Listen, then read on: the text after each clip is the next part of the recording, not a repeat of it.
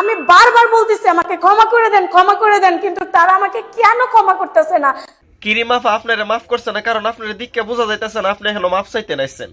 আপনার দিককে বোঝা যাইতেছে আপনি সিনেমা শুটিং করতে নাইছেন, যেভাবে সাজুগুজু করে আইছেন।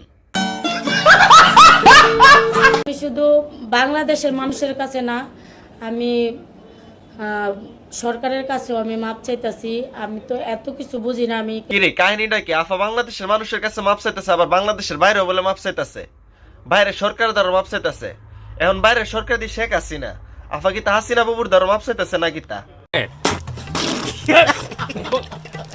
এখন কথা হইলো গিয়ে কিরিমাফা আপনি যার কাছে ক্ষমা চান কাম হইতেছে না, কাম হইতো না, কারণ আপনার নামে মামলা দিছে। আপনার তো জেলও নিবার উচিত না, আপনার ফাগলাগারোতে নিবার উচিত। আপনার ভিডিওগুলো দেখে তো বাংলার জাতি হতাশ হয়ে গেছে গা। আপনি পরের বাচ্চা না নিজের বাচ্চার সাথে এমন ভাবে অত্যাচার করতেছেন।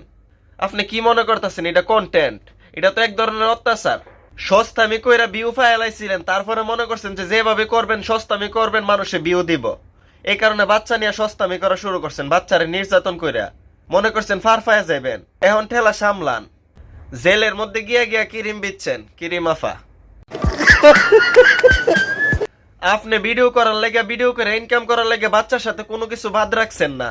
বাচ্চারে ডিপা ডিপা হয়েছেন, যতটুকু বাচ্চা হাইতে পারে না বাচ্চারে বাইন্দা রাখছেন, বাচ্চার মুখ পানি মারছেন, কত কিছু করছেন।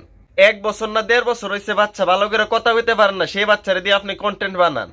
কন্টেন্ট তো সে কন্টেন্ট না, ডিপা হাওয়ান, বাইন্দা রাখেন, মুখে পানি দেন, মারেন, এত কিছু করে ভিডিও ছাড়েন, মনে করছেন ব্যবসা চলে যাবো গা। এত সহজ কথায় আছে না, চোরের 10 দিন আর গৃহস্থের 1 দিন। এখন ঠেলা সামলান, এখন আপনার কন্টেন্টও যাইবো আর কিরিমও যাইবো। সস্তা ভাইরাল হয়ে গেছেন গা, মনে করছেন সস্তা ভাবে চালায় আরো ভিউ করবেন, টাকা কামাইবেন। এত সহজ দুনিয়াটা। এখন বুঝবেন কত দানে কত চাইল। তো আজকের মতো বিদায়, এই বিদায় শেষ বিদায় না, আবার দেখা হবে। সবাই ভালো থাকবেন, সুস্থ থাকবেন, লাইক কমেন্ট সাবস্ক্রাইব করে পাশে থাকবেন।